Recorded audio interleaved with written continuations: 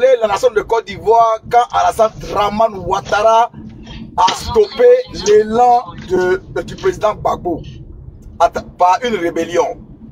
Oufoué a construit la nation. Il a assis les fondements de la nation.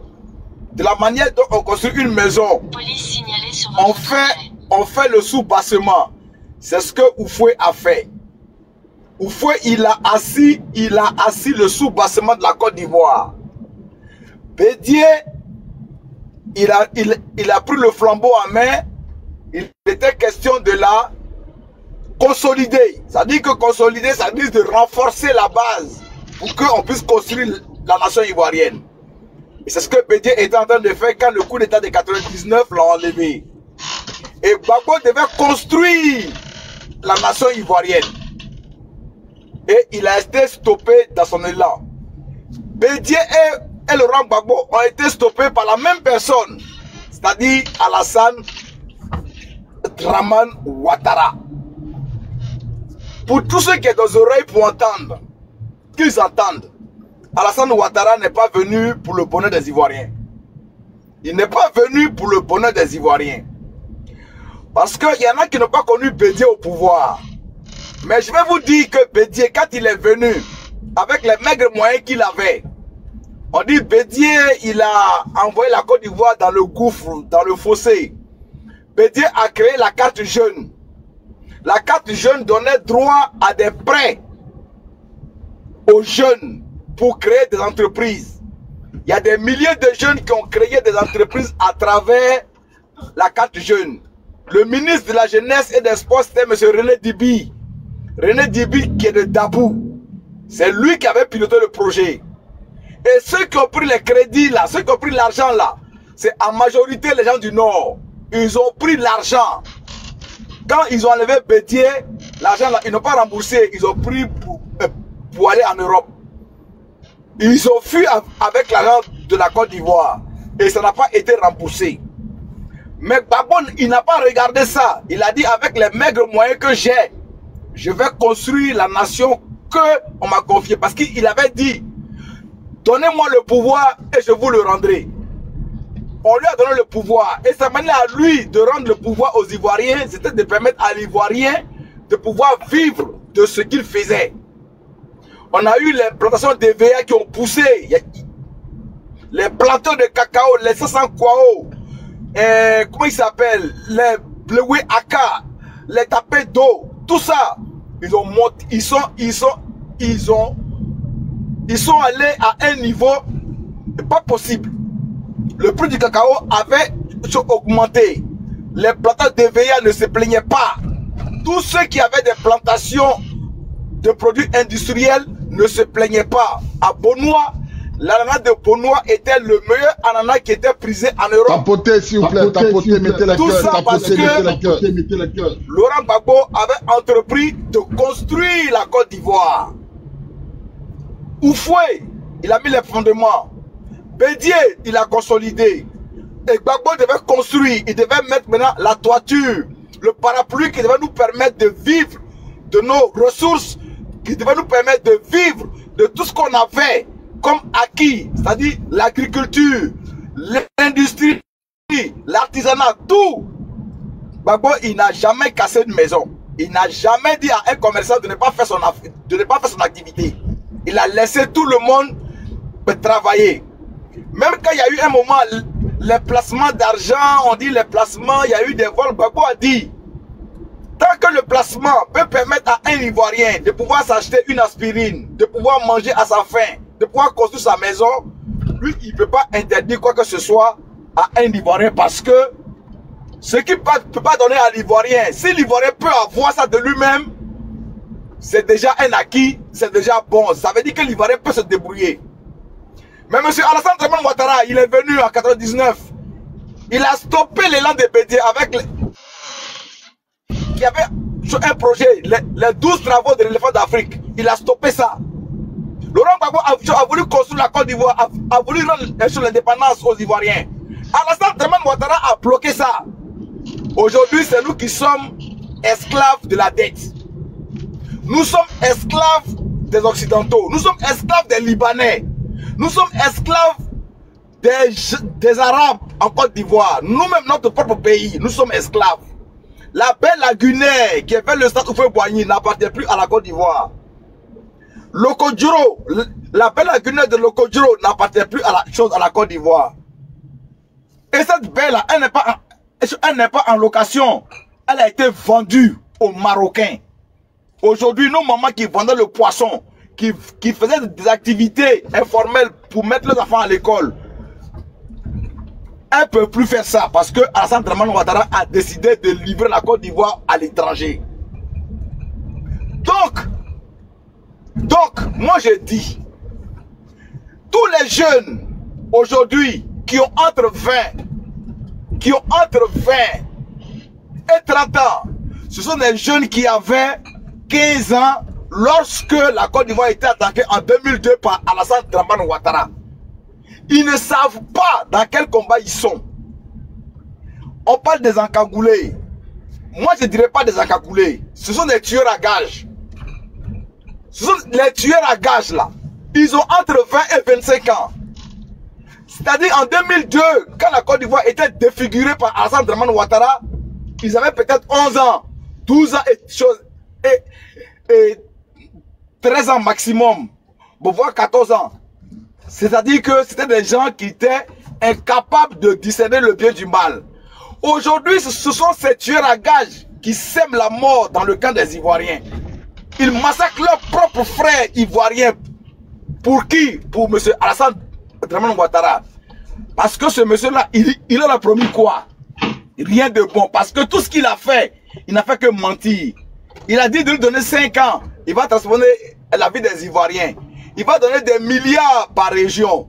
Aujourd'hui, 15 ans après, on appelle les gens en Europe pour faire des collectes de fonds. On appelle des gens en Europe pour collecter des fonds pour soigner des maladies qu'on peut soigner, ne serait-ce qu'avec une aspirine. C'est pour vous dire que vous, Ivoiriens, votre pays là, votre pays que vous voyez là, vous n'avez pas conscience de la valeur de votre pays. Vous n'avez pas conscience des potentialités de votre pays. Vous n'avez pas conscience de l'importance de votre pays. Vous avez 2 ports. Vous avez toutes les ressources énergétiques et minières. Vous avez la forêt. Vous avez tout ce qu'un pays doit avoir pour se développer. Nous sommes en 2025. Vous avez quoi? Vous avez quoi? Dites-moi, vous avez quoi? Si c'est pas pour boire, comment on appelle ça, Fodi, si c'est pas pour fumer Kadhafi, si c'est pas pour fumer de la drogue, si c'est pas pour faire quoi, si c'est pas pour faire toutes les actions qui sont négatives, pour massacrer vos frères et sœurs, vous avez quoi? Faites votre bilan.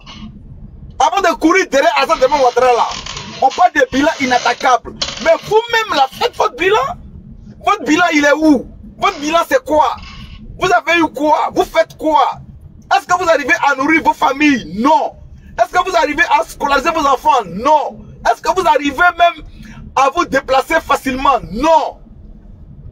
C'est pour vous dire que ne faites pas le culte de la personnalité. Parce que la personnalité là, aujourd'hui là, je vais vous dire une chose. Ouattara, il n'est pas là pour les Ivoiriens. S'il était là pour les Ivoiriens, il n'allait pas prendre Sidya Touré comme premier ministre, comme une chose d'état de cabinet quand il était premier ministre du Fouet. Sidya Touré qui est guinéen, c'est lui il a pris comme son directeur de cabinet. Alors qu'il y avait des Ivoiriens qui pouvaient exercer cette fonction. Aujourd'hui, c'est Kandia Camara guinéenne. Elle est venue jouer handball en Côte d'Ivoire. Handball avec une de mes tantes.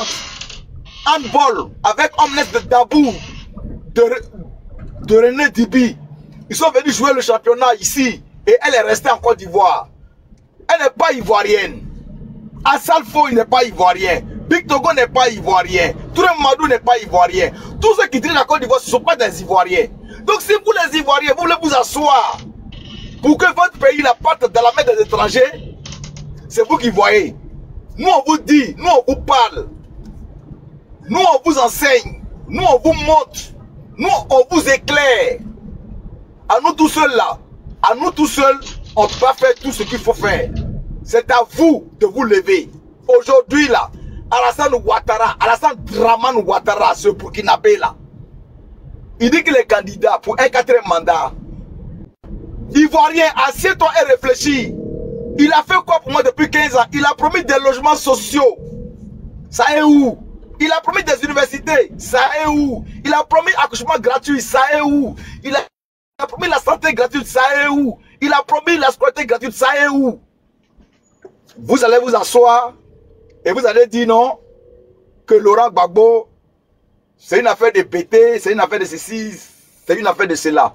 Mais je vais vous dire une chose, Laurent Gbagbo là, si ça ne tenait qu'à lui, avec les dédommagements que la CPI va lui donner, avec sa rente viagère que l'État de Côte d'Ivoire va lui donner là, il est multimilliardaire, il peut s'asseoir et puis finir ses jours tranquilles.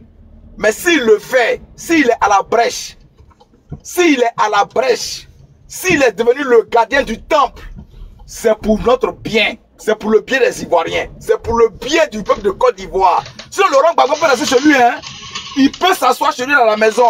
La CPI, il va le dédommager. Il a été enfermé pendant près de 10 ans. Ils vont le dédommager. L'État de Côte d'Ivoire, ancien président, ils vont lui donner de l'argent.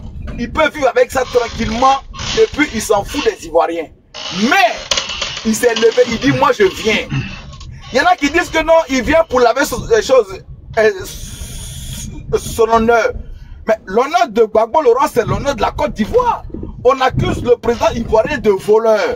Mais s'il veut laver cet affront-là, il veut laver cet affront-là pour les Ivoiriens. Pour que les gens ne regardent pas les Ivoiriens comme étant des malfaiteurs, comme étant des voleurs. Alassane Ouattara, là, lui, quand vous vous asseyez et puis vous réfléchissez là, quand vous regardez là, qui a tué, qui a déjà le plus grand nombre d'Ivoiriens? Dites-moi, qui a déjà le plus grand nombre d'Ivoiriens? C'est Alassane Ouattara. Mais est-ce qu'un jour, est-ce qu'il s'en répand? Il n'a jamais pris le micro pour dire que je reconnais que j'ai mal fait, je demande pardon aux Ivoiriens. Il n'a jamais dit ça. Il n'a jamais, au contraire, il dit qui est le meilleur? Le meilleur dans l'exécution des gens. Le meilleur dans le fait de dire les gens. Le meilleur dans la destruction des familles, dans la destruction de la vie des gens. C'est lui le meilleur. Là, et il a dit, quand un Ouattara dit, il le fait. Ça veut dire quoi? Ça veut dire que quand lui, Ouattara, il dit qu'il va détruire, il détruit. Donc, moi je dis, moi l'appel que je vais lancer, aux Ivoiriens, les militaires que nous sommes, nous sommes des pères de famille. Nous sommes issus d'une famille. Nous avons été mis au monde par des parents. Ces parents-là, ils ont subi le traumatisme de Alassane Dramane Ouattara. Mon père et mon frère sont morts dans le même mois. Ils ont été enterrés le même jour. Je ne sais même pas où on les a enterrés. Il y a eu des familles qui ont été disloquées. Et ça, c'est l'œuvre de M. Alassane Dramane Ouattara. Donc, moi, commandant Djangoné, moi je dis, vous les Ivoiriens, vous pensez que votre pays est un pays, je ne sais pas quoi, un pays parmi tant d'autres qu'on doit négliger, machin. Non! Si vous voyez que ce monsieur-là, il s'accroche à son pouvoir, c'est parce que notre pays a beaucoup de potentialités. Il est burkinabé. Il pouvait aller être président au Burkina. Pourquoi il ne va pas là-bas? Pourquoi il ne va pas là-bas? Pourquoi il n'est pas parti là-bas? On a eu besoin. Thomas Sankara a eu besoin de lui pour être le ministre de l'économie et des finances. Il a refusé d'y aller. Pourquoi il est venu en Côte d'Ivoire? C'est parce que les Ivoiriens sont sur une mine d'or. Votre avenir vous appartient. Votre avenir est entre vos mains. Nous les militaires, on va faire notre part. On va faire notre part. Mais vous les civils, que je dis, vous les civils, c'est vous qui êtes nos premiers adversaires. Parce que c'est vous qui nous avez combattus. Depuis 2002, ce sont les civils qui nous ont combattus. Ce sont les civils qui nous ont vilipendés. Ce sont les civils qui nous ont insultés. Ce sont les civils qui ont dit que nous n'étions bons à rien. Ce sont les civils qui ont brisé notre morale. Ce sont les civils qui nous ont, qui ont semé en nous la graine du découragement. Les civils, par leurs insultes, par leurs moqueries, Et par leur négligence. Aujourd'hui, vous voyez ce qu'il y a devant vous, c'est un mur. Et ce mur-là, pour le franchir, il y a deux entités. L'entité militaire et l'entité civile. L'un ne peut pas partir sans l'autre.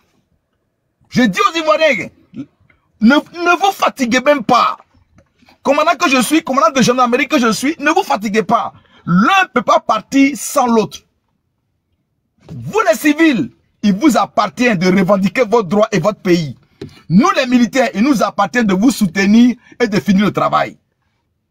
C'est ça qui est la vérité. Parce que tant que vous les civils là, vous nous avez vilipendés depuis 2002. Les frérialistes, les chercheurs de femmes, les jeteurs de treillis, les ceci, les cela. Avec tout le sacrifice qu'on a fait. Lynn, fais ta demande, tu as monté. Lynn, fais ta demande, tu as monté. On se retrouve en exil. Commandant Bakary en exil. Le commandant Djangoné en exil. Moi, le commandant pays, il a refusé une chose de 500 millions. Il a fait la prison. Il a été torturé. Il a été empoisonné. On a subi beaucoup de choses. Juste pour prendre le poids, la croix de la Côte d'Ivoire sur notre dos pour la défendre. Mais vous nous avez jeté en pâture. Aujourd'hui là, moi je ne suis pas dans les demi-mesures. Moi j'ai dit, aujourd'hui, j'ai dit, l'âme de la Côte d'Ivoire réside entre vous les civils. D'abord, revendiquez votre âme. Et nous les militaires, on viendra prendre cette âme-là pour la déposer sur le trône de Côte d'Ivoire. C'est ça qui est la vérité. Si c'est pas ça, ne pensez pas que nous, on va se lever seuls pour partir. Parce que demain, quand on va partir, c'est vous encore qui allez vous lever pour dire, on les a pas envoyés, on a fait ci, on a fait ça, on n'a pas dit que ça allait passer comme ça.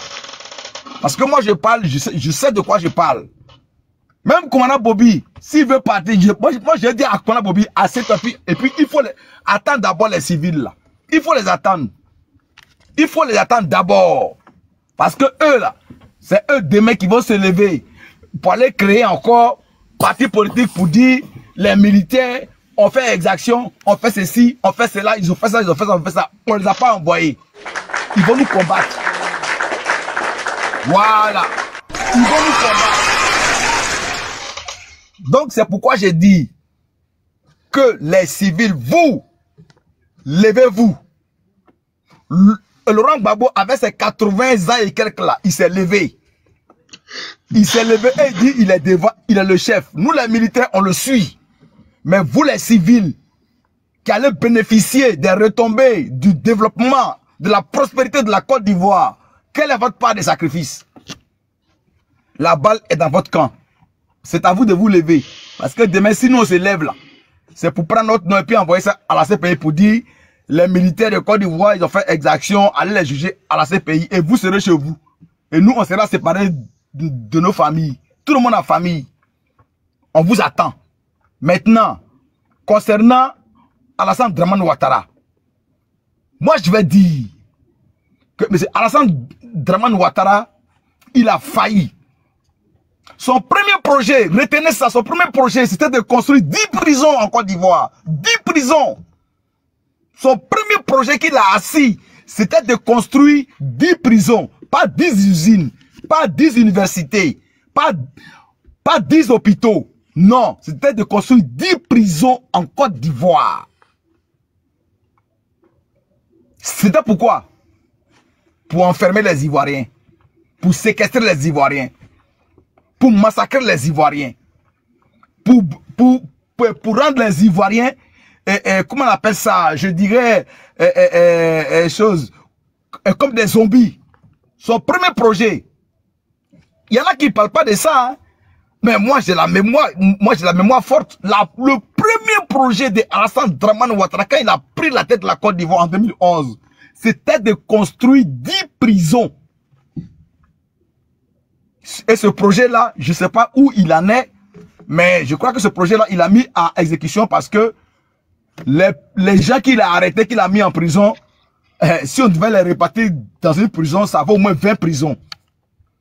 Que 2. Il dit qu'il va construire des logements sociaux. Les logements sociaux qu'il a voulu construire, il a voulu commencer par Mans.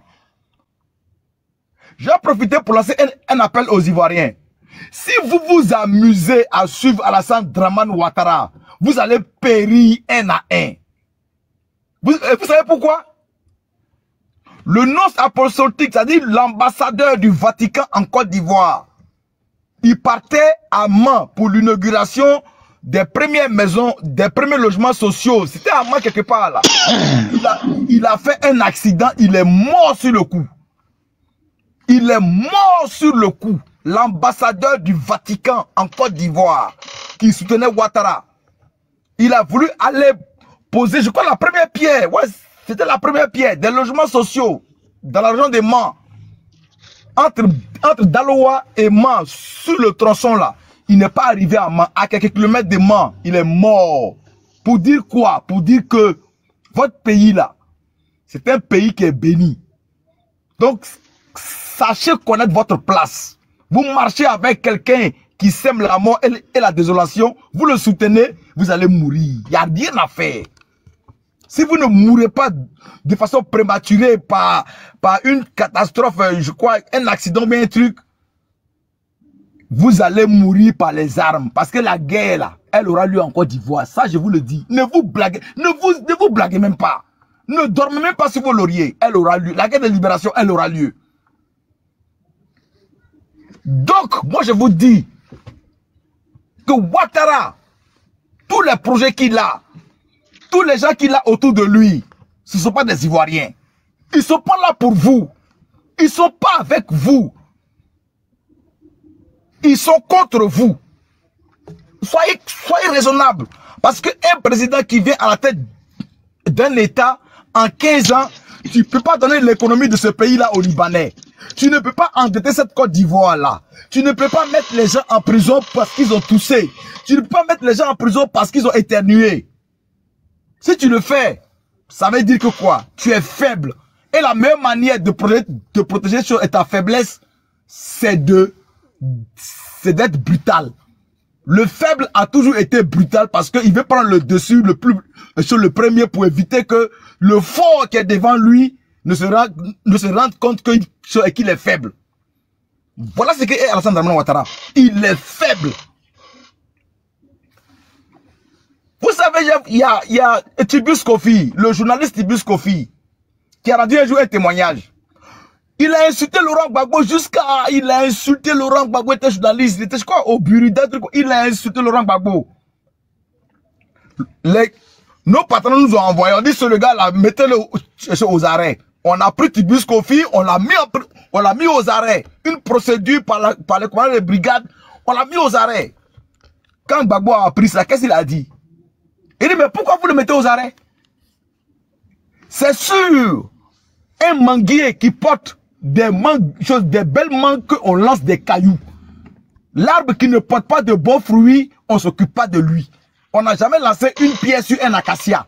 On lance toujours une pierre sur un manguier parce qu'il porte de bons fruits qu'on veut manger. Donc si Tibus Kofi m'a insulté, c'est parce qu'il sait que je suis en train de faire du bon travail et il veut en bénéficier. Mais comme il ne peut pas, c'est son caillou il a lancé là. Libérez-le et faites son rappel de salaire. Et Tibus Kofi de confesser, c'est depuis ce jour-là que lui, il a été millionnaire parce qu'ils ont fait son rappel de salaire. Ils lui ont donné tout son argent. Ouattara a fait ça depuis quand sur un Ivoirien? Dites-moi. Il a fait ça quand sur un Ivoirien? Il a demandé qu'on libère un Ivoirien depuis quand? Jamais. Au contraire, quand un Ivoirien rentre dans la prison, quand il ressort, c'est maladie ou bien c'est la mort. La preuve en est qu'il allait même pour dire même un de ses ressortissants là-bas. À l'Ino Faso. Parce que l'école de gendarmerie, moi je connais. Le cagnard, c'est-à-dire la prison là. Ça est au poste de police, ça est à l'entrée là, au poste de police. Quand tu rentres net, la prison, elle est à gauche. Au poste de police. À côté du poste de police, il y a un local où ceux qui prennent la garde là, ils se reposent.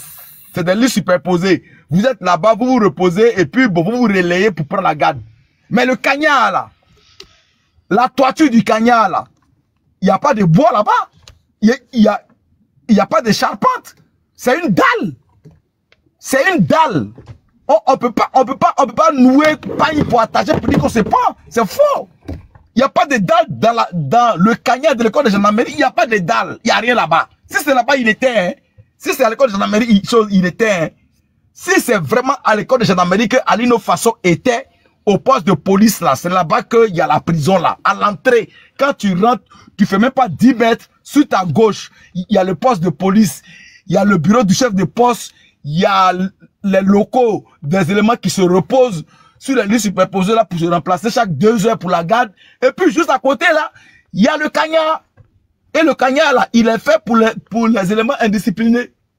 Pour nous les bulleurs là, nous on bullait beaucoup, on sautait clôture pour les chauffer. Et donc, ça c'était fait pour nous. Mais il n'y a pas de charpente, il n'y a pas de bois de travail pour dire que quelqu'un peut attacher un pagne pour se pendre. Il n'y en a pas, c'est une dalle. Et à l'intérieur là, c'est un sol. Il n'y a pas de natte, il n'y a pas de tapis, c'est béton. Quand tu arrives là, il n'y a rien dedans. C'est-à-dire, tu t'as dit toi-même là, ton treillis là, c'est ça que tu portes. Et quand tu rentres là-bas, tu enlèves tes chaussures, tu te mets en tapette et tu enlèves ta ceinture. La ceinture là, tu l'enlèves pour ne pas que tu te fasses des trucs. On t'arrache la ceinture. C'est-à-dire que on prend toutes les dispositions nécessaires pour ne pas que tu te fasses du mal. Et de deux, on dit que non, ils n'ont pas eu de nouvelles de Alino Faso pendant des jours. Mais vous mettez quelqu'un en prison, vous ne donnez pas à manger. Si vous n'avez pas de ces nouvelles pendant des jours, ça veut dire que vous ne le nourrissez pas. Parce que le matin, il doit déjeuner. À midi, il doit manger. Le soir, il doit manger. Mais si vous n'avez pas de ces nouvelles, mais ça veut dire que vous ne lui donnez pas à manger. Et le fait de priver quelqu'un de nourriture, mais c'est une torture. C'est une torture. Et donc moi je dis que si Alino Faso était au poste de police à l'école de gendarmerie et que c'est là-bas qu'il a déjà, mais c'est eux qui l'ont déjà. Il n'y a pas midi à 14h parce que je connais l'école de gendarmerie comme ma poche. L'école de gendarmerie, je la connais comme ma poche. Quand tu rentres à l'école de gendarmerie, sur le côté gauche, le poste de police et le cagnard. Tu avances, juste en face de toi, il y a la place d'armes. À droite, à 20-25 mètres à droite, il y a les premières chambres des élèves sous-officiers. Et quand tu vas, toujours sur ta droite, il y a plusieurs bâtiments. Et devant toi, tout au fond, il y a l'ENVS, c'est-à-dire l'École nationale d'application pour les officiers. Et sur la gauche, il y a le réfectoire, il y a où on mange. Et quand tu dépasses le réfectoire et l'ENVS, juste devant toi, c'est le terrain de football.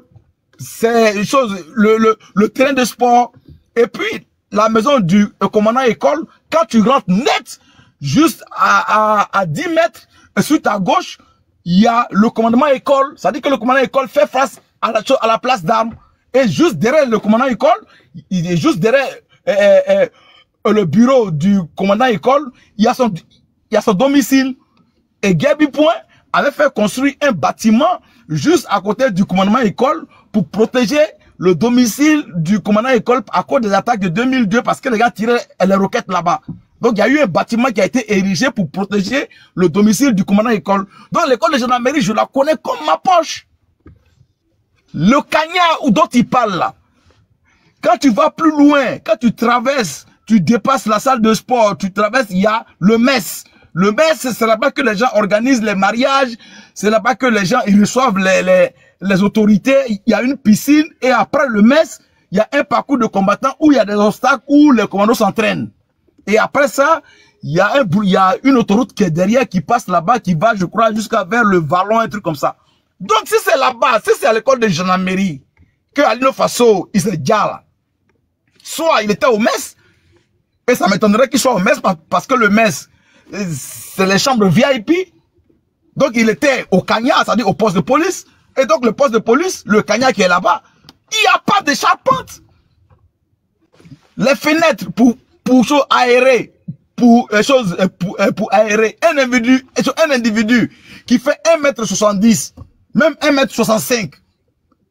Quand tu vas mettre un truc pour pouvoir te mettre ça au cou là, mais tes pieds vont toucher le sol. Tu peux même pas, tes pieds vont toucher le sol. Parce que c'est pas aussi haut qu'on le dit. Tes pieds vont toucher le sol. Donc de la manière dont tu vas mettre le truc au cou et puis tu vas te pendre là. Mais tes pieds vont toucher le sol. Tu peux même pas. En plus de ça, si c'était une charpente, on peut dire non, il y a des planches sur la toiture, ils pouvaient attacher le pagne et puis mettre ça. Et puis, ben, si tu attaches le pagne, sur quoi tu vas t'arrêter pour te laisser pendre? Parce qu'il n'y a rien dans la cellule, il n'y a rien là-bas. De notre temps, il n'y avait rien. C'était la dalle. Quand tu rentres là, tu dors à même le sol. Et c'est une dalle qui est en haut. Donc, où tu vas attacher pagne là pour te faire du mal? Et puis de deux, on n'a pas de tes nouvelles pendant des jours. Donc, on ne te nourrissait pas. Parce qu'en te nourrissant, on voit dans l'état dans lequel tu es. Tu vois, on prend connaissance, hein, on prend connaissance de ton état. Et donc, en venant te donner le petit déjeuner, si tu es mal en point, on t'envoie à l'hôpital. N'est-ce pas? Et comme l'hôpital, ben, le chou de Cocody n'est pas loin. Voilà, le chou de Cocody, il est à côté. Et donc, on ne peut pas dire que le chou de Cocody est loin, on n'a pas pu aller là-bas, et donc, il y a eu problème. C'est faux. Donc, moi, je vous dis que cette histoire-là, c'est une histoire de Dja. Ils ont Dja. Voilà. Ils ont Dja. Ils avaient leurs ambitions. Ils avaient leur agenda. Ils ont fait un truc pour pouvoir provoquer le capitaine Ibrahim Traoré, pour pouvoir faire des trucs. Mais, moi, je vous dis que Alino Faso, si c'est ce qu'ils ont dit là, selon leur déclaration, c'est faux. Leur déclaration, moi, je la bats en brèche. Je suis commandant de gendarmerie, je sais de quoi je parle. Moi, je la bats en brèche. C'est faux. Voilà. Maintenant, revenons à nos moutons. Les Ivoiriens que vous êtes. Alassane Dramane Ouattara, il dit qu'il fait son 4e mandat. Il dit qu'il fait son 4e mandat. Et que, on lui a posé la question, on lui a soumis le vœu qu'il fasse un 4e mandat. Il dit qu'il va réfléchir. Il a réfléchi. Il a réfléchi, hein. Il a réfléchi. Et il est venu, il dit que il accepte, il fait le 4e mandat. Donc moi je vous dis, sa réflexion là, elle ne va pas dans votre bien. Parce que quelqu'un qui réfléchit, qui s'assoit, qui pense, qui réfléchit et qui voit que s'il fait quelque chose, ça ne sera pas bon pour son peuple, il ne fait pas. Mais s'il fait, ça veut dire que il ne pense pas à son peuple. Quand on lui a dit là, il dit il va réfléchir. Il allait réfléchir, il allait s'asseoir. Il a pesé le pour et le contre. L'intérêt des Ivoiriens, l'intérêt des étrangers, et la misère des Ivoiriens, la misère des étrangers. Entre ces deux entités-là, moi je préfère la misère des Ivoiriens. S'il vous plaît, tapoter. Entre ces deux entités, moi je préfère la misère des Ivoiriens et j'opte pour la prospérité des étrangers. Parce que s'il avait donné sa réponse sur le champ, on pouvait dire non, c'est dans l'euphorie, on pouvait dire non, c'est dans l'émotion, on pouvait dire non, on pouvait trouver des trucs à dire, choses pour essayer de le justifier. Non, c'est dans l'émotion, non, c'est dans l'euphorie, non, comme il a été surpris, machin. Mais il dit, je vais réfléchir. Il est allé réfléchir pendant des mois. Et puis, il est venu. Et il s'est assis. Et il a regardé les Ivoiriens en face. Et puis, il dit, je suis candidat. Pour vous dire quoi? Votre intérêt, là, il s'en bat les couilles. Excusez-moi. Excusez-moi les choses pour l'expression. Mais votre intérêt, là, il s'en fout de ça. Votre prospérité, là, il s'en fout de ça. Il s'en moque éperdument. Il a réfléchi, il a mûri, il a analysé, il a retourné dans tous les sens. Et il a dit, je préfère que les Ivoiriens, moi je préfère que les Ivoiriens crèvent. Je préfère que les Ivoiriens s'appauvrissent. Je préfère que les Ivoiriens meurent. S'il faut que moi, je donne tout aux Occidentaux pour que les Ivoiriens crèvent, je vais le faire. Et c'est ce qu'il a fait. Donc vous ne pouvez pas dire que Alassane Ouattara a été pris au dépourvu. Le troisième mandat, il dit non, que c'était un cas de force majeure. Ça l'a surpris parce que Gon était mort. Donc il ne pouvait pas faire autrement. Mais là, il dit je vais réfléchir. Il s'est assis puis il a réfléchi. Il s'est assis et puis il a analysé. Il s'est assis et puis il a retourné dans tous les sens. Et puis il a dit bon, les Ivoiriens, je m'en fous. Je fais un 4e mandat. Ça n'a qu'à leur coûter ce que ça va leur coûter, c'est pas mon problème. Donc à vous les Ivoiriens, moi je demande. Vous pensez que Laurent Gbagbo, il peut faire ça là? Il ne peut jamais faire ça. Vous pensez que Tidiane Thiam, il peut s'asseoir, réfléchir et puis faire une déduction comme ça? Il ne peut jamais faire ça. Honnêtement, ils peuvent pas faire ça. Ils peuvent jamais faire ça. Ils vont toujours mettre l'intérêt du peuple en avant. Et c'est ce qu'ils ont toujours fait. Et c'est ce qu'ils font. Donc moi, j'ai dit et je réitère mon analyse.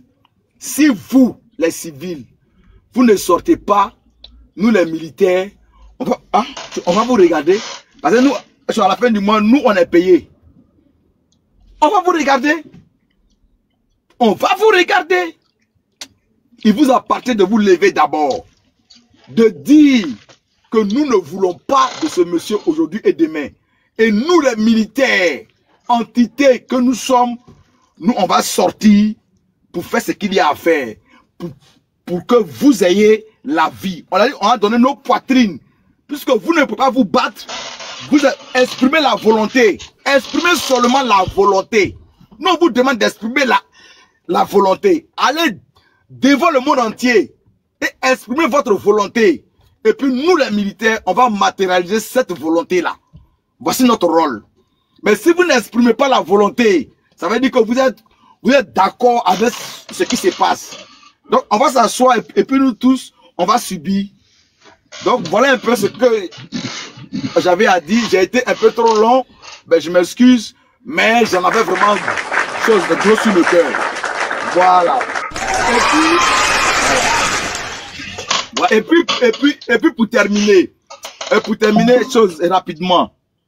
Il y a une chose que moi j'ai analysé, j'ai réfléchi dans tous les sens, j'ai retourné la chose, et puis je me suis dit une chose. J'ai dit mais est-ce que aujourd'hui tous ceux qui sont devant la scène politique, hormis Laurent Gbagbo, même quand je prends Lago Fabrice, c'est-à-dire Steve Biko, je ne peux pas lui donner plus de 35 ans. Tous ces leaders-là, ils ont une chose en commun. C'est-à-dire qu'en 2002, quand Laurent Gbagbo il prenait le pouvoir et qu'on faisait face à la rébellion, tous les Ivoiriens actifs aujourd'hui étaient des mineurs, étaient des enfants. Ils n'ont pas pris conscience de la situation qu'a vécu la Côte d'Ivoire, comme nous l'avons vécu, comme le commandant Bakary l'a vécu. Quand vous voyez sa barbe là, le commandant Bakary là, quand vous voyez sa barbe là, est-ce qu'elle n'est pas blanche? Elle est blanche. C'est pas petit l'ami, hein, c'est l'âge. C'est pour vous dire quoi? C'est pour vous dire que les anciens que nous sommes, nous, on a vu l'époque de la Côte d'Ivoire au temps du Fouet, au temps de Bédier. Gueye, lui, c'était une chose de transition. Gueye Robert, c'était une transition. À l'époque du Fouet, à l'époque de Bédier, à l'époque de Gbagbo, il y a une chose que moi j'ai retenue, c'est que à l'époque du Fouet, on avait sémé. À l'époque de Bédier, on avait arrosé un peu. À l'époque de Gbagbo, on devait commencer à nettoyer le champ et puis après récolter les semences. Mais aujourd'hui, depuis 2002 jusqu'en 2025, ça fait combien d'années? 2002, 2025, ça fait combien d'années? Ça fait 23 ans. 23 ans. Un enfant qui naissait en 2002, aujourd'hui il a 23 ans, il est en âge de voter. Il est majeur. Il peut travailler dans l'administration. Ça veut dire quoi? Ça veut dire que nous les Ivoiriens, on a perdu plusieurs générations qui sont allées de travers. Et l'avenir de la Côte d'Ivoire est hypothéqué. Si aujourd'hui là, on n'arrive pas à recadrer ces générations qui sont devenues des encagoulés, qu'on appelle aujourd'hui des encagoulés, des titos, des je sais pas quoi, qui prennent plaisir à ôter la vie d'autrui, qui prennent plaisir à faire des orphelins, qui prennent plaisir à faire des veuves, qui prennent plaisir à ôter la vie, à verser le sang, sans scrupule. Je vous dis que la Côte d'Ivoire n'a pas d'avenir. La Côte d'Ivoire n'a pas d'avenir. Et pour ouvrir une parenthèse, à ces encagoulés là, à ces encagoulés, à ces tueurs à gages là, moi je dis une chose.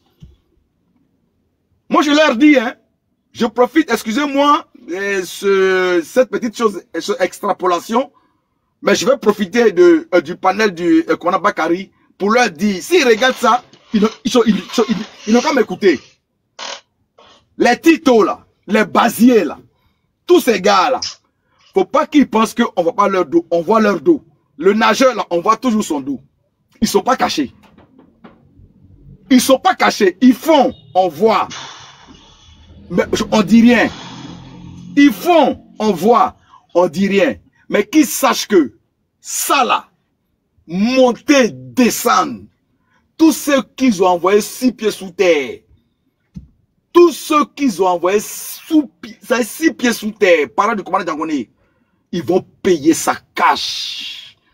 La femme du commandant Bawa, la femme du commandant Bawa, tous ceux qu'ils ont envoyés 6 pieds sous terre, le commandant Djangoné dit, ça là, ça ne restera pas cadeau. Ça ne restera pas cadeau. Parce que vous ne pouvez pas prendre la vie des gens impunément. Vous ne pouvez pas faire des orphelins, des veuves. Vous ne pouvez pas arracher des enfants à leurs parents.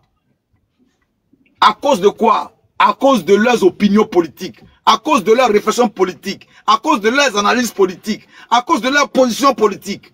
On n'a jamais vu ça en Côte d'Ivoire. Sauf sous Alassane Dramane Ouattara. Sauf sous Alassane Dramane Ouattara.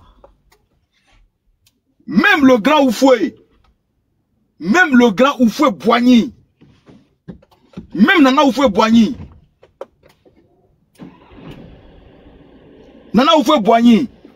quand Gbagbo l'a défié, il n'a pas tué Gbagbo. Il a voulu corrompre Gbagbo, il n'a pas voulu le tuer, il a voulu le corrompre. Il a donné l'argent, il dit viens, il a appelé, il dit viens. Et Laurent Gbagbo, il était ici en France. Il y avait Marcel Été, tout leur groupe là, tous les chercheurs de l'université. Oufoué, il ne les a pas traqués pour les tuer. Non. Il les a appelés, il dit, l'oiseau ne se fâche jamais contre son arbre, contre l'arbre. C'était son expression. Il n'a jamais voulu tuer. Peut-être qu'il a voulu, on ne sait pas. Mais ce qu'on retient, il a toujours voulu que Gbagbo vienne à lui pour parler, pour discuter. Il veut quoi? Qu'est-ce qu'il a? Il y a quoi? Mais aujourd'hui là, tu tousses en prison, on t'empoisonne, tu meurs. Tu dis Dramane seulement, on t'empoisonne, on te met en prison, on t'empoisonne, tu meurs. Un mineur qui a parlé, on va le chercher en classe, on le met en prison, demain là, on va dire il est mort. C'est ça cette république-là que vous voulez? C'est ce que vous voulez? Alassane Dramane Ouattara est venu pour détruire la Côte d'Ivoire. Il est venu pour nuire à la Côte d'Ivoire. Il est venu pour enterrer la Côte d'Ivoire. Dans 5 ans, la Côte d'Ivoire n'appartiendra plus aux Ivoiriens. Elle appartiendra aux Libanais, elle appartiendra aux Marocains, elle appartiendra aux Français, elle appartiendra aux étrangers. C'est ce que vous voulez? C'est ce que vous voulez? Nous, on ne peut pas se lever aujourd'hui et puis aller sans vous. On ne peut pas. C'est vous qui devez vous lever d'abord. Levez-vous, vous les civils. Les manifestations, les marches, les contestations. Nous là, on va faire le reste. En 2002, en 2000, c'est ce qui s'est passé. La population est sortie et la gendarmerie a dit non à Guéhi Robert. Ils ont remis le pouvoir à Gbagbo. La gendarmerie n'a pas tué Guéhi en 2000. Hein. La gendarmerie n'a pas tué Gbagbo Guéhi Robert en 2000. Ils se sont contentés de prendre le pouvoir et de le remettre à Laurent Gbagbo. C'est tout. C'est pour dire que l'Ivoirien n'est pas meurtrier. L'Ivoirien n'est pas sanguinaire. L'Ivoirien, il n'est pas haineux. L'Ivoirien, il n'est pas quelqu'un qui rejette son prochain. L'Ivoirien, il aime tout le monde. Donc, si votre pays aujourd'hui est menacé, il vous appartient, vous, de vous lever pour dire, Ça, là, nous, on ne veut pas. Ce que nous, on veut, c'est de vivre en symbiose. On n'a jamais rejeté les gens du Nord. On n'a jamais Apportez, s'il vous rejeté plaît, les gens du apportez, Sud. mettez les cœurs, Voilà. les cadeaux. Sécurisez le Et live, donc- sécurisez le live, sécurisez le live. Voilà. Et donc, c'est ce que j'avais à dire. Ivoirien, Ivoirienne, l'heure est grave. Et la balle est dans ton camp. Nous, on est militaires. Vous êtes civils. Le pays nous appartient tous. Mais celui qui doit s'élever, ce sont les civils. Pour dire, parce que nous, on appartient seulement au drapeau. On ne peut pas trahir les choses, notre serment. Mais par contre, on épouse les aspirations du peuple. Si le peuple se lève et dit, on ne veut pas de ce monsieur aujourd'hui et demain, nous les militaires, on va se lever pour dire, bon, le peuple a parlé, on suit le peuple. Voilà comment ça va se passer. C'est ce que j'avais à dire. Ok, merci. mon commandant, sois salué. Vraiment, merci beaucoup pour ton intervention. Merci beaucoup. Voilà, je vais passer la parole à Nassis, comme je suis presque déchargé, on va aller rapidement. Nassis, ouvre ton micro, tu as la parole. Merci, mon commandant. Vraiment, mes salutations au commandant Bobby. Voilà. Vraiment, merci pour tout l'effort que tu fournis. Tu ne dors pas. C'est une manière pour toi de contribuer au combat qui concerne la libération, qui concerne l'ouverture d'esprit qui est voilée par la génération que nous sommes aujourd'hui. Vraiment. Le commandant, mon ancien qui vient de passer, Diagoné, voilà, j'ai appris comment on appelle, ton témoignage lors du front de 2011. Vraiment, mon fils, Bonsoir, commandant. Mon fils là, il va ferme ton micro, s'il te plaît, ferme ton micro. Youl, ferme ton micro. Mon fils va porter ton nom parce que vraiment, vous avez refusé à ce que votre robe soit salie par la corruption. Et vraiment, merci. Ancien, vraiment, voilà ça, hein. Nous sommes en face d'un menteur. Nous le savons très bien. C'est quelqu'un qui avait dit... La dernière fois, j'ai écouté l'intervention de Tidiane Diam qui disait que face à face, Alassane lui a dit que cette année-là, il n'allait pas se présenter. J'ai écouté Tidiane Diam tout récemment. Là. Ça fait un parcours 2 jours où il parlait. Où il dit Alassane, lui, il allait trouver Alassane dans le palais présidentiel. Face à face. Alassane l'a regardé dans les yeux et Alassane lui a dit, il a posé question à Alassane que si Alassane veut poser sa candidature, il n'a qu'à parler et puis bon, lui il va se retirer puisqu'il ne veut pas aller affronter Alassane comme étant un ancien. Alassane l'a regardé yeux dans les yeux. Ce drama-là lui a dit qu'il ne va pas poser candidature. Et c'est ce même monsieur qui dit qu'il ne va pas poser candidature qui pose candidature. Souvenez-vous des propos que disait Gbagbo Laurent. Votez le fils de la nation et voter, soit on fait un choix de voter le fils du pays ou le président de l'étranger. Voilà, ça s'explique au fait. Chaque jour que Dieu... Quand on dit Gbagbo, c'est un poète, c'est un prophète, là, tous en lisent. En 2009, je me souviens bien, il avait dit que si je tombe, on l'aurait tombé. On a pris ça pour rire. Nous en sommes là. Prophétie d'Alassane qui dit qu'il allait rendre la Côte d'Ivoire ingouvernable. Aujourd'hui, la Côte d'Ivoire est ingouvernable. De façon militaire, de façon, comment on appelle, médiatique. Sur toutes les formes, la Côte d'Ivoire est ingouvernable. Mais je ne vais pas trop parler. Sa candidature dans laquelle il s'est lancé là, comme il souhaite brûler le pays, on va le brûler. Pays là, on va brûler ça. Je vous assure. Où on ne met pas. Moi, on m'a enseigné que le que je porte là, c'est en même temps mon cercueil.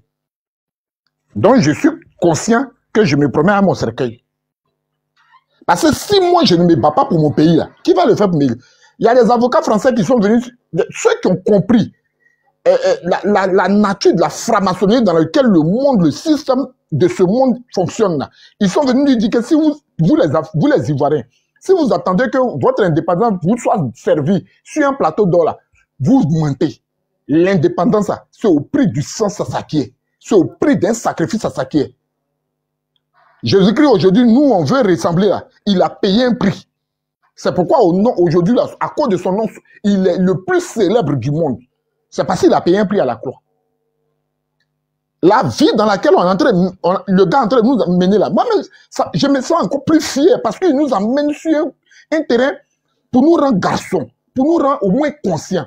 On est beaucoup émotionnels. C'est les Ivoiriens d'hier. Nos parents d'hier, ils étaient unis. Moi, ils ont pris Gbagbo Laurent à mon président, le président Laurent Gbagbo à 11h25 devant moi, avant que je ne quitte Blocos. Avant que je ne quitte Blocos. J'étais dans l'unité de Capitaine Blé. On partait à toutes d'interventions. Toutes les interventions, pratiquement, j'ai pu assister à beaucoup d'interventions. Capitaine Blé Kwasi. Oui. C'est mon vieux père, ça salue depuis ta position. Ah, d'accord. À l'époque, il était Capitaine Blé Kwasi. Ça salue, vieux. Lui. C'était lui. Mais il a la marque à moi, il est sorti. Bon, c'est quand il l'a arrêté. Après ça, je n'ai plus pris de ces nouvelles, hein, parce que pratiquement, on était considérés comme des souris à chasse. Hein. Pour ceux qui ne connaissent pas le Capitaine Blé Kwasi, c'était l'aide de camp de Philippe Mangou. Ah, d'accord. Pour ceux qui ne connaissent pas le Capitaine Blé Kwasi, quand il a compris que Mangou était en train de vendre la lutte, il a laissé Mangou. C'est comme ça. C'est mon vieux père. À l'époque, là, je l'ai connu, il était... Non, vieux père, sois salué de ta position, mon vieux. Sois salué, mon vieux, sois salué. C'est Capitaine Blé Kwasi. C'est lui. Vrai, son sang. Ça veut dire c'est quelqu'un, quand tu vas au front, ton cœur n'est pas... Ça veut dire que tu n'es pas troublé. Aide des camps de Philippe Mangou, Capitaine Blé Kwasi. C'est lui-même. C'est lui, c'est son nom. Quand Mangou a le golf là, lui, il a rejoint la République. La République, tranquillement. Voilà les hommes d'honneur. Il était là. Il te rend un hommage. Il t'a oublié de te rendre ton hommage. Capitaine Blé Kwasi. Donc, vraiment, j'ai entendu diagonner sur le front de golf de Thérèse. J'ai entendu son témoignage. Mais je pense que je viens.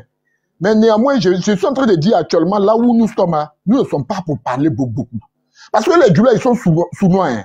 Ils sont beaucoup sournois. C'est des personnes, ils peuvent rire avec toi. Mais pour te poignarder, ils n'ont pas de problème. Hein. J'ai assisté à l'élection de 2020 ici. C'est le travail. 2020. Comme on appelle, à Zito, j'ai assisté. Ou à 23h. C'est-à-dire qu'à 3 jours des élections, à 23h, une 4x4 rentre dans un mosquée pour venir faire. Ils ont voté avant. Ils sont venus remplir le scrutin avant le jour des élections. Même 2020, le 25, c'est-à-dire que le jour des élections, j'ai été agressé. Tout juste derrière, comment on appelle, Kenya là. Derrière Kenya, Abidjan, Kenya, Yopougon, Kenya là. J'ai été agressé là. 4 individus sont tombés sur moi. Malheureusement, ils ont choisi un vilain morceau. En tout cas, ils sont sortis vilains. Voilà. C'est comme ça, ils sont. Quelqu'un qui dit couche-toi, ils ont dit à la fille, Habiba, couche-toi, on t'a filmé. Ah, même mes gros, ça bouge pas, il faut faire comme si tu es mort. Ils n'ont, regarde, tous ceux qui sont Ouattara, ils n'ont aucune dignité. La même Habiba, je n'étais pas coupé, l'appareil s'est retrouvé à la CPI. Une présumée cadavre se retrouve à la CPI pour témoigner. Tous ceux qui sont Ouattara, ils n'ont aucune dignité, ils n'ont aucune morale. Non, ça c'est clair. Mais je pense que c'est un tri. C'est un tri pour que les Ivoiriens comprennent qu'il y a les ténèbres et il y a la lumière. Tu es libre. Si tu veux suivre les ténèbres, pendant que tu parlais du Capitaine Blé Kwasi, je me suis rappelé de mon vieux. Ça salué depuis ta position. Voilà un papa. Non. Non, vieux père. Ce temps. Vieux père, sois salué depuis ta position. Capitaine Maé Benoît.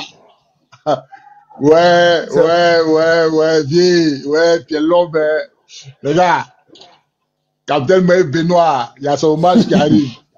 En tout cas, je serai là pour ça. Capitaine Maé Benoît.